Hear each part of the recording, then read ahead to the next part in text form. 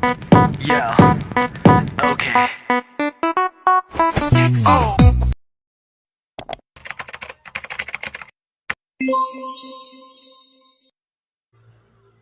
Perkembangan ilmu pada zaman Yunani. Periode filsafat Yunani merupakan periode sangat penting dalam sejarah peradaban manusia. Karena saat itu terjadi perubahan pola pikir manusia dari mitosentris yang percaya pada mitos menjadi logosentris. Pola pikir mitosentris adalah pola pikir masyarakat yang sangat mengenal mitos untuk menjelaskan fenomena alam, seperti terjadinya gempa bumi dan pelangi.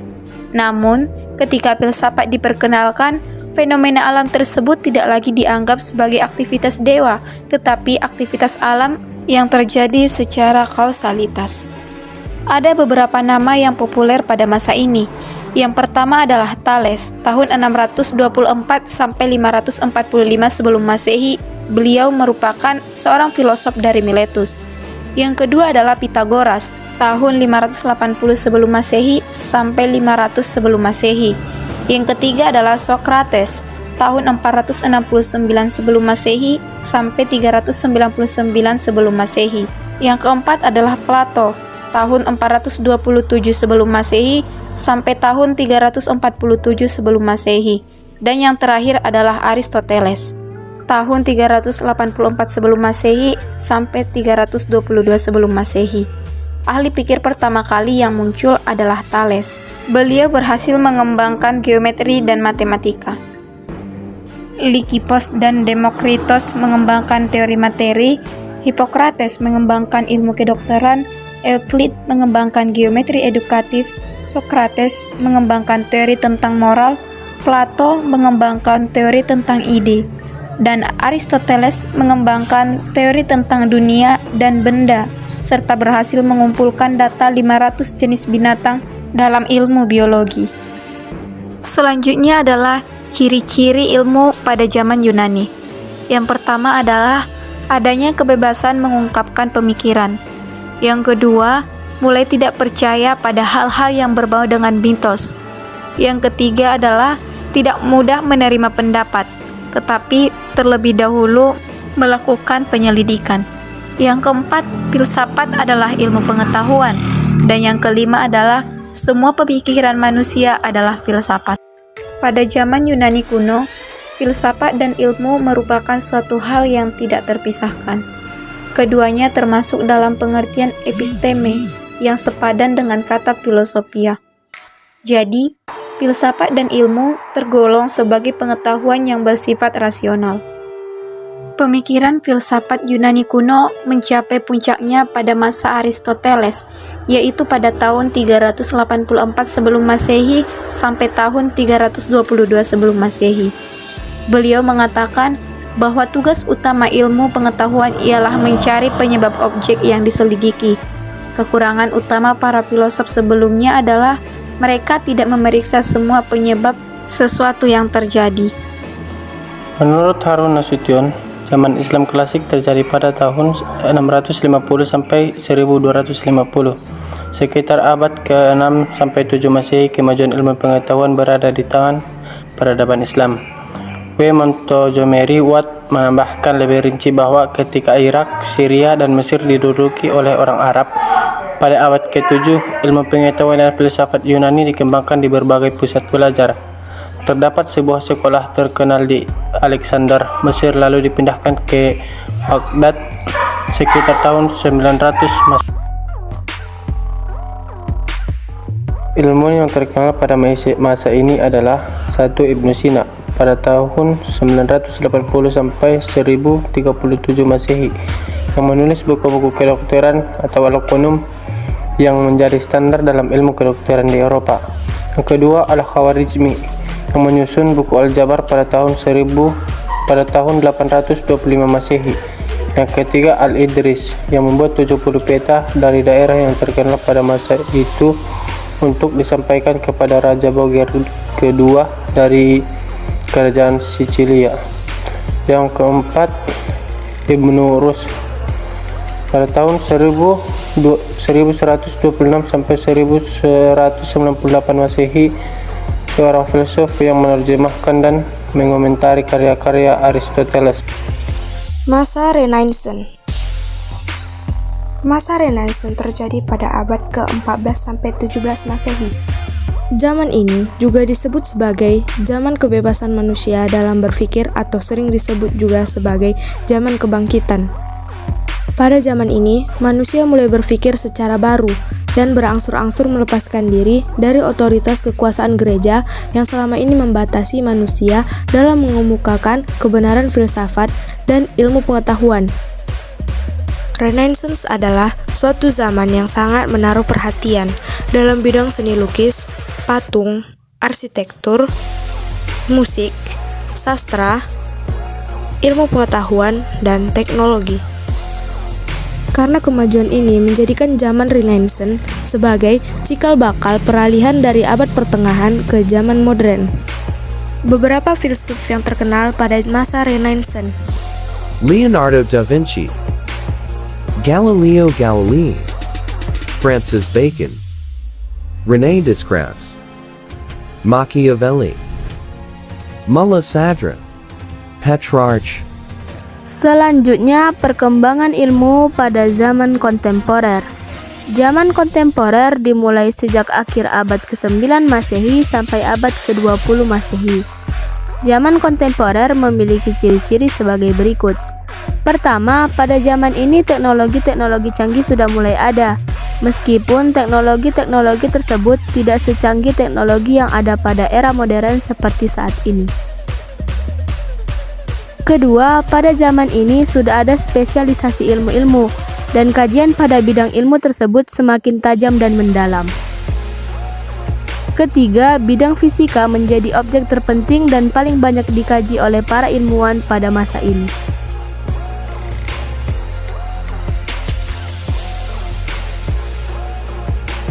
Karena pada zaman kontemporer ini terjadi integrasi antara bidang fisika dengan bidang kimia, zaman ini disebut juga sebagai zaman sains besar. Selain perkembangan di bidang fisika atau sains, pada zaman ini terjadi juga perkembangan di bidang ilmu teknologi, komunikasi, dan informasi. Pada zaman kontemporer, ilmuwan yang paling terkenal ialah seorang fisikawan Albert Einstein. Albert Einstein percaya dengan hukum kekekalan materi. Ia menyatakan bahwa alam semesta itu tak terhingga besarnya, tak terbatas, tetapi juga tak berubah atau bersifat statis dari waktu ke waktu.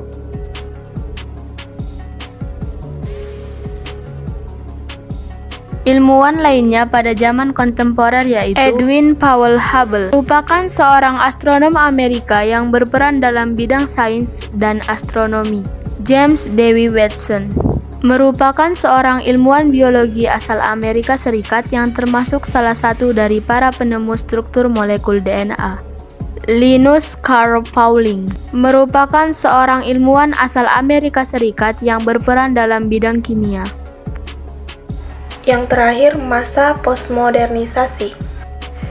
Pengertian postmodernisasi ada banyak ragam terminologi dan makna istilah postmodern tergantung pada wilayah pendekatan yang berbeda.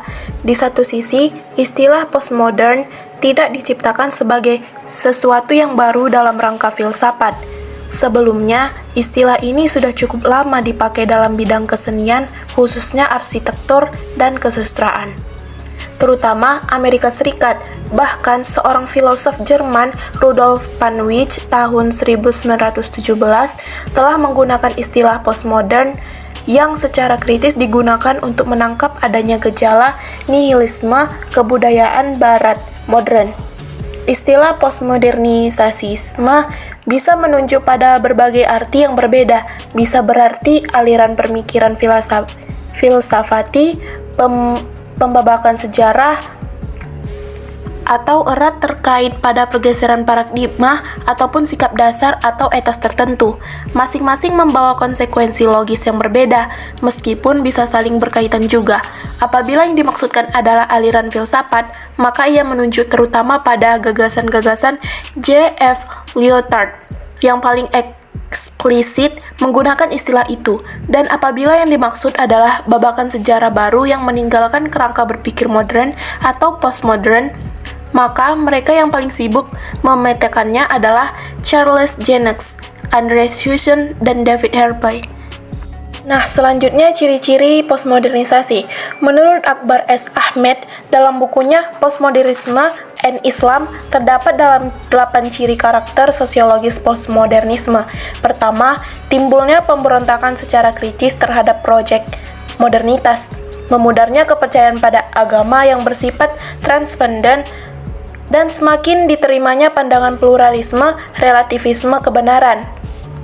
Dan yang kedua, meledaknya industri media massa, sehingga ia seolah merupakan perpanjangan dari sistem indera, organ, dan syaraf manusia. Kondisi ini pada gilirannya menjadikan dunia dan ruang realitas kehidupan terasa menyempit. Lebih dari itu, kekuatan media massa telah menjelma menjadi agama dan Tuhan baru yang menentukan kebenaran dan kesalahan perilaku manusia. Yang ketiga, munculnya radikalisme etnis dan keagamaan. Fenomena ini muncul sebagai reaksi manakala orang semakin meragukan kebenaran ilmu, teknologi, dan filsafat modern yang dinilai gagal memenuhi janji emansipatoris untuk membebaskan manusia dan menciptakan kehidupan yang lebih baik. Yang keempat, munculnya kecenderungan baru untuk menemukan identitas dan apresiasi serta keterikatan romantisme dengan masa lampau. Yang kelima, semakin menguatnya wilayah perkotaan atau urban area sebagai pusat kebudayaan dan sebaliknya, wilayah pedesaan atau rural area sebagai daerah pinggiran. Pola ini juga berlaku bagi menguatnya dominasi negara maju atau negara dunia pertama atas negara berkembang atau negara dunia ketiga. Yang keenam, semakin terbukanya peluang bagi berbagai kelas sosial atau kelompok minoritas untuk mengemukakan pendapat secara lebih bebas dan terbuka. Dengan kata lain, era postmodernisme telah turut mendorong proses demokratisasi. Ciri utama budaya postmodern adalah pluralisme. Untuk merayakan pluralisme ini, para seniman postmodern mencampurkan berbagai komponen yang saling bertentangan menjadi sebuah karya seni. Teknik seni yang demikian bukan hanya merayakan pluralisme, tetapi merupakan reaksi penolakan terhadap dominasi rasio melalui cara yang ironis. Buah karya postmodernisme selalu ambigu atau mengandung dua makna. Kalaupun para seniman ini menggunakan sedikit gaya modern, tujuannya adalah menolak atau mencomoh seisi tertentu dari modernisme. Postmodernisme adalah campuran antara macam-macam tradisi dan masa lalu. Postmodernisme adalah kelanjutan dari modernisme, sekaligus melampaui modernisme.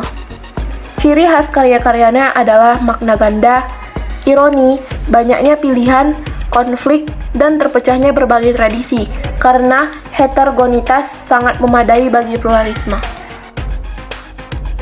Ini tokoh-tokoh postmodernisasi. Tokoh-tokoh memegang peran penting sebab tokohlah sebagai subjek yang bertugas untuk mengakumulasikan konsep-konsep sehingga menjadi teori. Setiap tokoh adalah mata rantai terakhir dalam rangka mengembangkan ilmu pengetahuan demi kemajuan umat manusia secara keseluruhan.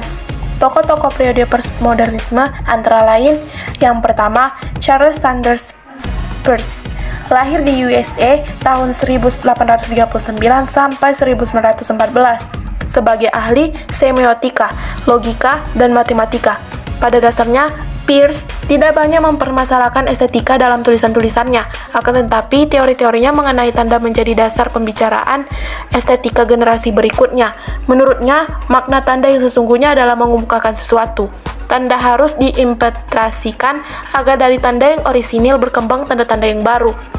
Tanda selalu terikat dengan sistem budaya, tanda-tanda tidak bersifat konvensional, dipahami menurut perjanjian, tidak ada tanda yang bebas konteks, tanda selalu bersifat plural, tanda-tanda hanya berfungsi kaitannya dengan tanda lain. Tokoh yang kedua adalah Roman Osipocit Jacobson, adalah seorang linguis, ahli sastra, dan semiotikus, yang lahir di Rusia 1896 sampai 1982. Pusat perhatiannya adalah integrasi bahasa dan sastra sesuai dengan tulisannya yang berjudul Linguistic and Prose. Yang ketiga, Jan Mukarovsky, lahir di Bohemia tahun 1891 sampai 1975 sebagai pengikut strukturalisme Praha. Ia kemudian mengalami pergeseran perhatian dari struktur ke arah tanggapan pembaca. Peran penting Mukarovsky adalah kemampuan untuk menunjukkan dinamika antara totalitas karya dengan totalitas pembaca. Menurutnya, sebagai struktur dinamik, karya sastra selalu berada dalam tegangan antara penulis, pembaca, kenyataan, dan karya itu sendiri. Yang keempat, Hans Robert Jauss, lahir di Jerman, ahli sastra dan kebudayaan abad pertengahan. Jauss ingin memperbarui cara-cara lama yang semata-mata mendeskripsikan aspek-aspek kesejarahan sehingga menjadi lebih bersifat hermeneutas. Yang kelima, Jurij Mikhailovich Lotman, lahir di Rusia tahun 1922. Lotman adalah seorang ahli semiotika struktural, sekaligus sebagai sistem model kedua Enskender's model Bilden System, seperti sastra, film, seni, musik, agama, dan mitos. Dalam sejarah sastra barat, Lotman membedakan antara estetika persamaan atau identitas, the aesthetic of identity, dengan estetika pertentangan atau opposition, the aesthetic of opposition. Estetika pertama merupakan ciri khas folklore atau karya-karya sastra lama, sedangkan estetika yang kedua merupakan ciri karya romantisme, realisme, gara depan, dan karya-karya sastra modern. Menurut Lotman, Volckema dan Kuhn-Ips, karya sastra yang bermutu tinggi justru karya-karya yang menawarkan banyak entropi, kaya dengan ketidakterdugaan yang tinggi. Tokoh keenam, Roland Barthes, adalah seorang ahli semiotika, kritikus sastra, khususnya naratologi. Barthes lahir di Cherbourg, Prancis tahun 1915 sampai 1980. Telah dikemukakan oleh kelompok strukturalis, makna karya sastra terletak dalam struktur dengan kualitas regulasinya. Melalui Barthes, karya sastra mempunyai kekuatan baru, memperoleh kebebasan khususnya penafsiran pembaca. Meskipun demikian, kenikmatan dan kebahagiaan dalam membaca teks mempunyai arti yang lebih luas, dan dengan sendirinya lebih etis dan estetis. Konsep lain yang dikemukakan adalah teks sebagai readily legible dan richly rewritten and scriptable. Yang terakhir ada Umberto Eco, adalah seorang semiotikus, kritikus, novelis, dan jurnalis. Lahir di Piedmont, Italia tahun 1932. Menurut Eco, semiotika dikaitkan dengan segala sesuatu yang berhubungan dengan tanda. Menurut Eco, semua bidang dapat dikenal sebagai kode sejauh mengungkapkan fungsi estetik setiap unsurnya. Sama dengan Peirce, esensi tanda kalah kesangkupannya dalam mewakili suatu benda. Setiap kode memiliki konteks sebagai konteks sosiokultural. Oleh karena itulah, teori tanda harus mampu menjelaskan mengapa sebuah tanda memiliki banyak makna dan akhirnya bagaimana makna-makna baru bisa terbentuk. Dalam hubungan inilah dibedakan menjadi dua unsur. Pertama, unsur yang dapat disesuaikan atau diramalkan oleh kode, seperti simbol dalam pengertian Peirce. Yang kedua adalah unsur yang tidak bisa disesuaikan dengan mudah, misalnya icon dalam pengertian Peirce. Baiklah, sekian video pembelajaran dari kami. Semoga video pembelajaran kali ini mudah dipahami dan mengerti.